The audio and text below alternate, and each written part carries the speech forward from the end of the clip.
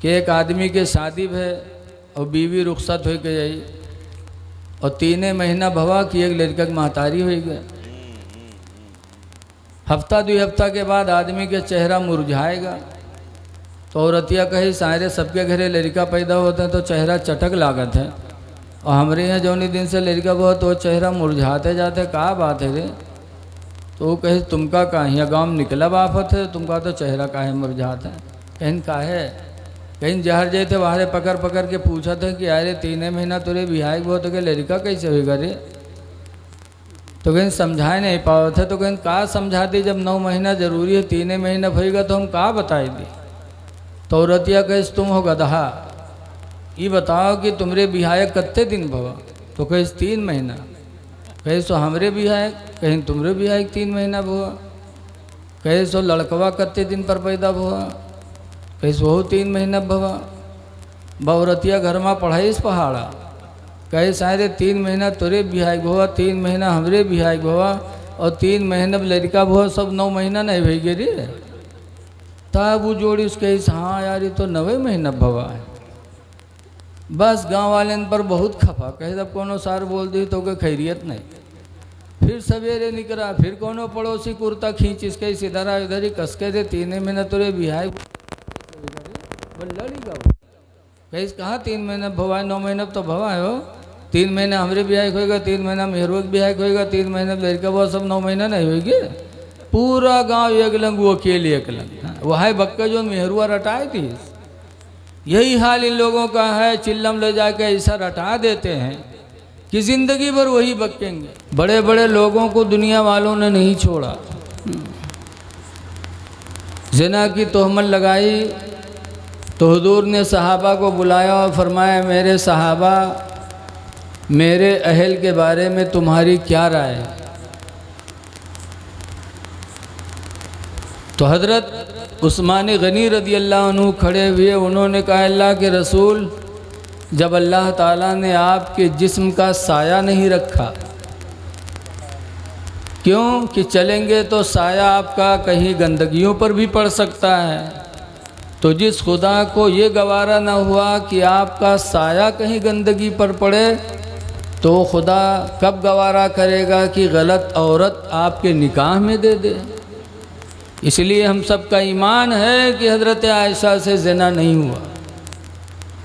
हज़रत उमर खड़े हुए, उन्होंने कहा अल्लाह के रसूल, जब अल्लाह ने आपके जिस्म को मक्खियों से बैठने से महफूज रखा, जुआं भी सरकार को कभी नहीं पड़े। जब आपके बदन को अल्लाह ने मक्खियों से महफूज रखा, मक्खियों का बैठना आपके बदन पे मेरे खुदा को गवारा न हुआ, तो गलत औरत आपके निकाह में अल्लाह कैसे दे सकता है? तो हुजूर के बदन पे कभी मक्खी नहीं बैठी, जुआ नहीं बैठे। हुजूर का हाथ कैसा था? हाथ ऐसा था कि 2 सगे भाई थे, माज और मुअव्वस। ये जंग में गए लड़ने के लिए, मुअव्वस शहीद हो गए। बड़ी कहानी लंबी है। माज और मुअव्वस 2 भाई थे। एक दिन आए घर पे तो देखा माँ रो रही हैं। पूछा अम्मा क्यों रो रही हो? कहा बेटा तुम्हें पता नहीं कि हुजूर ने जंगे बद्र का ऐलान किया, मदीने के नौजवान बद्र की लड़ाई के लिए निकल गए हैं। तो कहा आप रोती क्यों, ये तो बताओ। कहा हम बेवा हैं, तुम यतीम हो, तुम्हारे बाप जिंदा नहीं। अगर आज तुम्हारे बाप जिंदा होते तो भी बद्र की लड़ाई में जाते तो मुझे भी खुशी होती, लेकिन आज अफसोस है कि अल्लाह ने मुझे बेवा कर दिया। तुम्हारा बाप नहीं है कि मैदान बद्र में जाए। इस गम में मैं रो रही हूँ। बच्चों ने कहा मेरी माँ रो नहीं, अब्बा नहीं है, हम दोनों तो हैं। कहा तुम दोनों छोटे हो, कैसे जा सकते? कहा दुआ करो, हम रसूलुल्लाह से इजाज़त लेने जा रहे हैं। दोनों बच्चे हुजूर की बारगाह में गए। कहा अल्लाह के रसूल अब्बा नहीं है, अब्बा के जगह पे हम दोनों को बद्र में लड़ाई लड़ने की इजाज़त दे दो। सरकार फरमाते हैं छोटे हो, छोटों पर जिहाद नहीं है। तो पंजे के बल खड़े हो गए, सीना तान लिया कि हम बड़े लगे। अल्लाह के रसूल इजाज़त दे दो, माँ का रोना देखा नहीं जा रहा है, दे दो इजाज़त, अब्बा की जगह पे हम चले जाएं। तो सरकार ने बड़े से कहा, मास तुम जा सकते हो लेकिन मुअव्वज नहीं जा सकते। तो मुअव्वज कहते हैं अल्लाह के रसूल भाईजान को आपने इजाज़त दे दी, हमें नहीं दे रहे हो। ये हमसे बड़े ज़रूर हैं लेकिन ताकत में हमसे ज़्यादा नहीं है, अगर आप इजाज़त दो हम कुश्ती लड़ने अभी इनको पटक देंगे। आप भाईजान को इजाज़त दे दिया, मुझे नहीं दे रहे हो। तो सरकार ने फरमाया अच्छा लड़ो। जब लिपटे तो मुअव्वज ने मास के कान में कहा, भाईजान खुदा के लिए हमें पटक लेने दो ताकि अल्लाह के रसूल मुझे भी इजाज़त दे दे, बद्र की मैदान में हम भी शहादत पा जाएं। ऐ भाईजान खुदा के लिए ज़ोर न लगाना। क्या जज्बा था सहाबा के बच्चों में, जोर नहीं लगाया, मुअव्वज ने मास को पटक दिया। सरकार ने फरमाया जाओ दोनों को मुबारक हो। दोनों वापस आए। उस माँ का दिल देखो कि बात शौहर है नहीं, ज़िंदगी का सहारा सिर्फ 2 बच्चे हैं, लेकिन आज अल्लाह और उसके रसूल की रज़ा के लिए माँ ने अपने दोनों बच्चों को गले से लगाया और मैदान जिहाद में जाने की इजाज़त अता फरमा दी।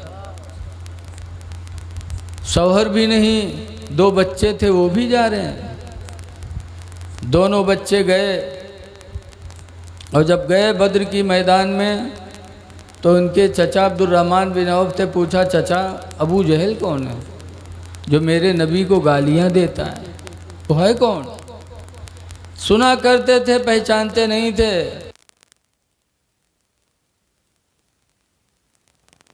तो बच्चों ने कहा था कसम खाई है मर जाएंगे या मारेंगे नारे को, कसम खाई है मर जाएंगे या मारेंगे नारी को, सुना है गालियां देता है वो महबूबे बारी को। सुभान अल्लाह, सुभान अल्लाह। जज्बा था। अब्दुर्रहमान ने इशारा किया, वो अबू जहल। दोनों पहुँचे और वार किया और नन्ही तलवारों से अबू जहल भी कटा, उसका घोड़ा भी 2 टुकड़े हो गए। ये अल्लाह की मदद थी। लोगों ने देखा कुफार ने तो झपट पड़े तो हजरत मुअव्वज शहीद हो गए, छोटे बच्चे। मास का दाहिना हाथ कट गया, बाएं हाथ में तलवार ली, खाल रह गई थी तो हाथ लटक रहा था, तो माज ने वो हाथ भी नोच दिया कि लड़ने में ये खलल पैदा कर रहा है, और लड़ते रहे। जब जंग बद्र हो गई, कामयाबी मिल गई, तो माज गए और वो हाथ उठाया बाएं हाथ से और हुजूर के पास गए। कहने लगे अल्लाह के रसूल, ये हाथ अल्लाह की राह में मेरे बदन से जुदा हो चुका है। हुजूर ने मास का हाथ लिया और लगाया और हाथ सरकार ने फेरा तो हज़रत मास का हाथ पहले ही की तरह फिर सही हो गया। फिर वही नहीं, कई जंगों में माज ने उस हाथ से अल्लाह की राह में जिहाद किया।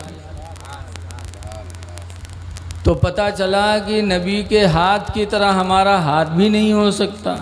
बोलो, हाथ लगाया तो उसका हाथ जुट गया। ऐसे ही हज़रत अली शेर खुदा खैबर की फतह के लिए जब सरकार ने फरमाया अली कहाँ हैं, तो हज़रत अली के बारे में लोगों ने कहा उनकी आंखें दुखती हैं। हुजूर ने हज़रत अली को बुलाया और बुलाने के बाद हुजूर ने अपने हाथ को हज़रत अली के हाथों पे रखा, आँखों पे रखा, तो हदीस में फबरी आई नहीं, तो हज़रत अली की दोनों आँखें सही हो गईं। तो हुजूर के हाथ की तरह हमारा हाथ भी नहीं हो सकता। हाँ? जो उनका हाथ है उन्हों इंसान, हम इंसान, भला इन्हों से कोई की आँखें हाथ धराई दे, ठीक छोड़ दो, जो उन वहू चला जाए न जाए तो लिबरियाई जरूर लागी आँख। सरकार की तरह हम कैसे हो सकते? सरकार की आँख की तरह हमारी आँखें नहीं, हम सामने देखते हैं और सरकार दाएं बाएं आगे पीछे सब देखा करते थे।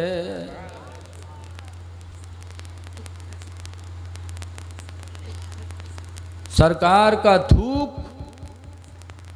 हमारा थूक सरकार के थूक की तरह नहीं हो सकता।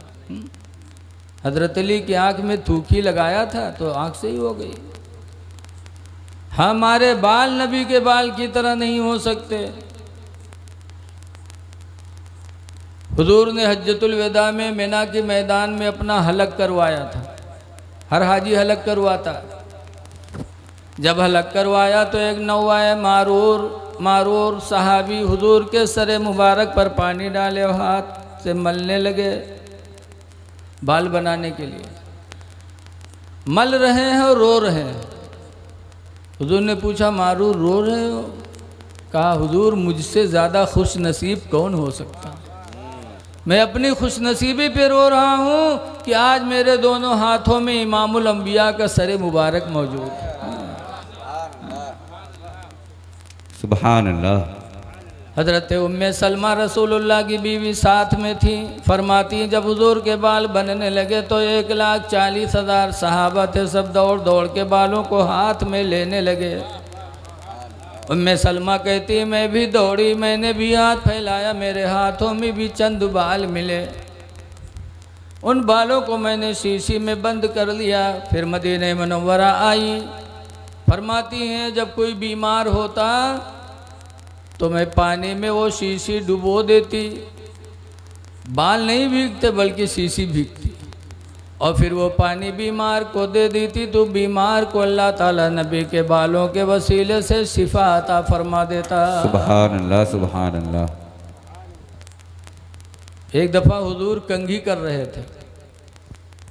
एक बाल दाढ़ी मुबारक से निकला तो हज़रत अबू बकर सिद्दीक लपके और वो बाल को हाथों में ले लिया, और बाल को लेने के बाद घर में गए, साफ़ सुथरी जगह पे रखा।